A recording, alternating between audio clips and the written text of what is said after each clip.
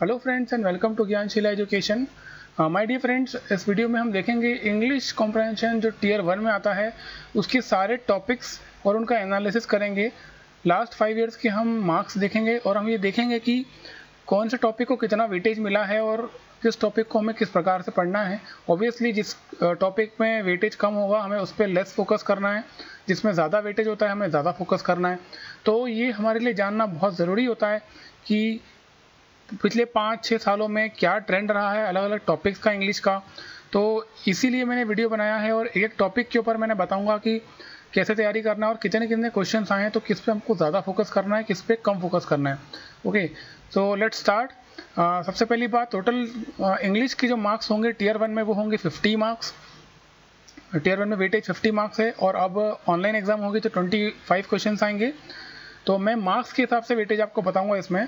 देखिए, पहला टॉपिक है कॉमन एरर्स, जिसको हम स्पॉटिंग द एरर्स भी कहते हैं। बहुत ही इंपॉर्टेंट टॉपिक है और इसका जो वेटेज आप देखेंगे तो 2012 में 5 क्वेश्चन आए थे, 13 में 5, 14 में 5, 15 में 5 और 2016 में 2 क्वेश्चन आए थे, मतलब 4 नंबर का ये मार्क्स हैं। ओके, पहले तो क्या होता था ना, 2012, 13, 14, 15 तक तो ये टीयर 1 में 50 क्वेश्चन 50 मार्क्स के आते थे, तो हर एक क्वेश्चन का 1 मार्क होता था। अब ये बदल गया है, अब ये 2 मार्क्स का 1 क्वेश्चन है।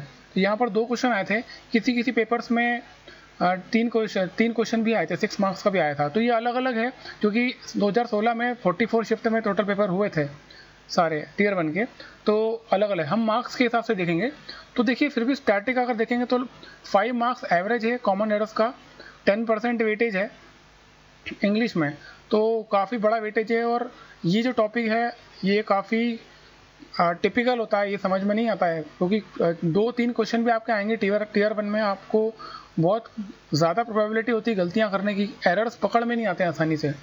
ओके, तो ये बहुत ही इंपॉर्टेंट टॉपिक है। इसके बाद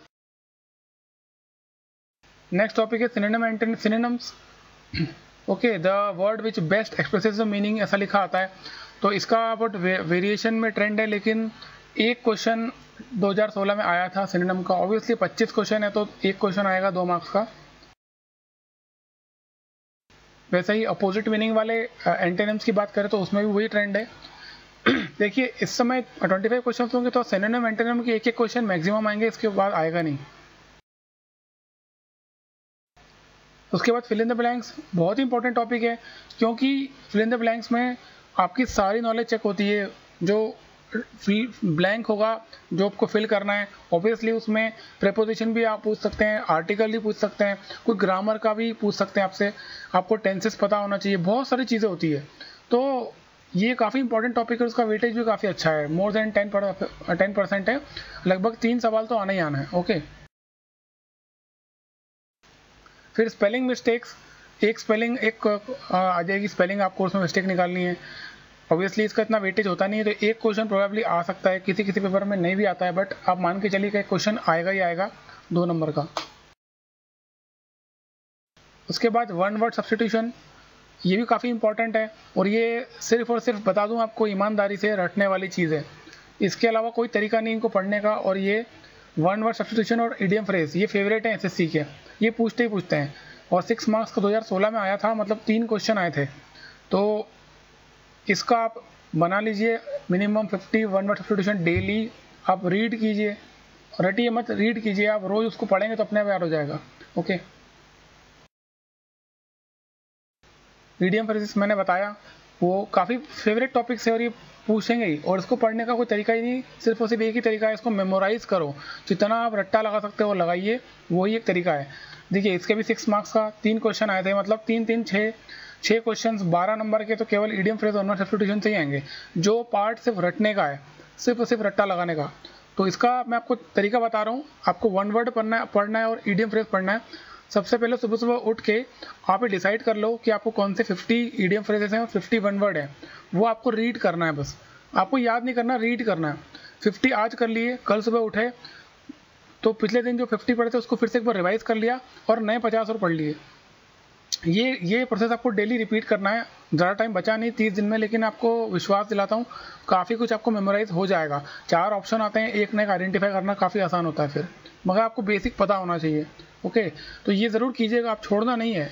ईडीएम फ्रेज और वन वर्ड सब्स्टिट्यूशन किसी हालत में छोड़ना नहीं है, इसको करना है क्योंकि मार्क्स स्कोर करना है, छोड़ नहीं सकते इसको। उसके बाद सेंटेंस अरेंजमेंट, जो आपको पता होगा पैराजम्बल सेंटेंस जिसको बोलते हैं, जो जम्बलिंग ऑफ सेंटेंसेस, तो उसके भी क्वेश्चन आते हैं और ये आपके रीडिंग कॉम्प्रहेंशन स्किल्स पे डिपेंड करता है। आपको जितनी अच्छी रीडिंग होगी उतनी जल्दी इन क्वेश्चंस को आप सॉल्व कर लोगे। ओके, तो 4 नंबर के क्वेश्चन आए थे, 2 क्वेश्चन आए थे 2016 में, और ये स्टैटिक इस बार भी लगभग इतना आना चाहिए। इसके लिए भी रीडिंग कीजिए आप, जितनी अच्छी और थॉरो रीडिंग करेंगे उतनी प्रोबेबिलिटी है कि आप आइडेंटिफाई कर पाएंगे कि क्या पैटर्न है इसका, कैसे क्वेश्चन पूछा गया है, कैसे उसको अरेंज करना है ऊपर नीचे।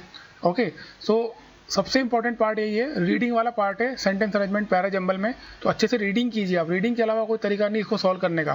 क्वेश्चन सॉल्व करना ही है, लेकिन रीडिंग भी बहुत इंपॉर्टेंट है।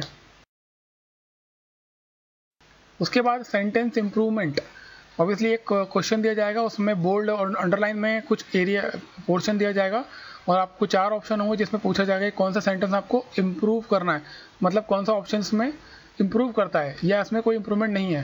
तो एक गलत सेंटेंस दिया जाएगा, उसमें आपको इम्प्रूवमेंट निकालना है। तो ये भी काफ़ी फेवरेट टॉपिक है। और देखिए, अगर आप देखेंगे 2012 से लेकर के 13 में तो 13-14 में तो 10-10 नंबर के ये पूछे गए हैं, 10-10 मार्क्स, मतलब ऑलमोस्ट 20% वेटेज रहा है इनका। तो this is one of the most favourite topic of SSC. आप क्वेश्चन आएगा ही और आपको पढ़ना ही है इसको।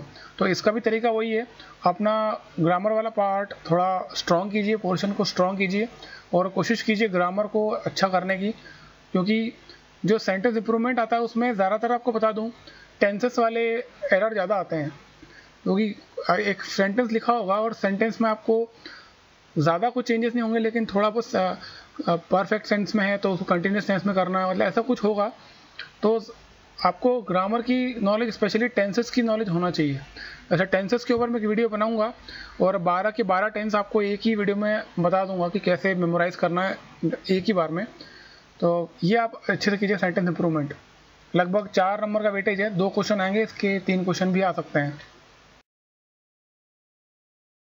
उसके बाद आता है क्लोजेट टेस्ट। क्लोजेट टेस्ट देखिए, ये इंट्रोड्यूस हुआ है 2015 में। इसके पहले तक एसएससी अनजान था इस चीज़ से, कभी पूछता नहीं था, लेकिन 2015 में आया और 2016 में भी क्वेश्चन आए हैं। ये 6 नंबर के भी आए हैं, 8 नंबर के भी 4-4 क्वेश्चन भी पूछे थे। एक पैराग्राफ होगा, पैराग्राफ को में फिल इन द ब्लैंक्स होंगे और आपको देखना है कौन से ऑप्शंस आएंगे उसमें। देखिए, क्लोजेट सॉल्व करने का भी एक ट्रिक है। क्लोजेट जब आप सॉल्व करेंगे ना, तो कभी भी ध्यान रखिएगा, पहली बार में उसको सॉल्व मत करना।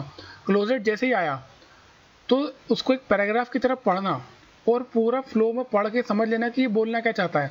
फिर सेकेंड रीडिंग में आप कोशिश करना सॉल्व करने की, जो फिल इन द ब्लैंक्स है उसको फिल करने की सेकेंड रीडिंग में। पहली रीडिंग में, पहली बार में कभी सॉल्व मत करना। मैं आपको बता दूं, ज़्यादातर क्लोजेट टेस्ट जो होते हैं ना, उसमें पूरी प्रोबेबिलिटी कि पहली बार में आप गलती करोगे।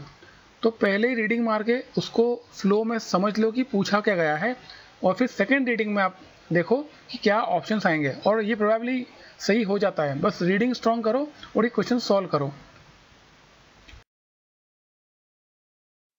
कॉम्प्रहेंशन वाला part very important part, because इसका वेटेज टीयर 2 में भी काफ़ी ज़्यादा है और ये एक ऐसी चीज़ है जो समय से बनती है।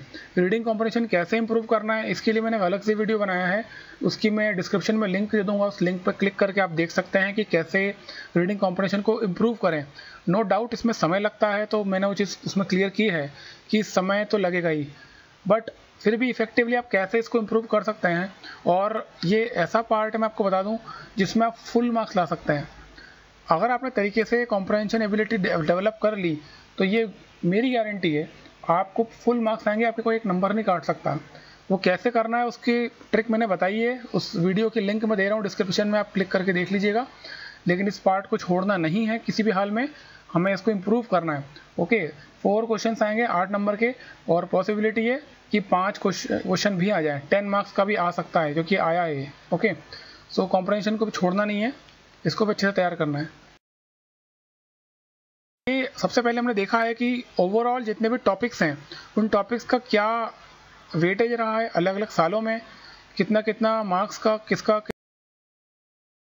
और कैसे उसकी प्रिपरेशन करें। डेफिनेटली जिसका ज़्यादा वेटेज होगा उसको आप ज़्यादा टाइम दीजिए प्रिपेयर करने के लिए, उसकी ज़्यादा कॉम्प्रहेंसिव और इंटेंसिव प्रिपरेशन कीजिए। यही एक तरीका है। और स्पेलिंग मिस्टेक को सॉल्व कर रहे हैं या ऐसा कुछ एंटोनिम सिनोनिम पे आप टाइम बर्बाद कर रहे हैं तो मुझे नहीं लगता वो समझदारी है, क्योंकि उसका वेटेज ही नहीं है। आप सबसे ज़्यादा समय दीजिए कॉम्प्रहेंशन पैसेजेस पे, रीडिंग स्किल्स पे ज़्यादा ध्यान लगाइए। उसके बाद से मैंने बताया वन वर्ड सब्स्टिट्यूशन और ईडियम फ्रेज, उसको ज़रूर आप प्रिपेयर कीजिए।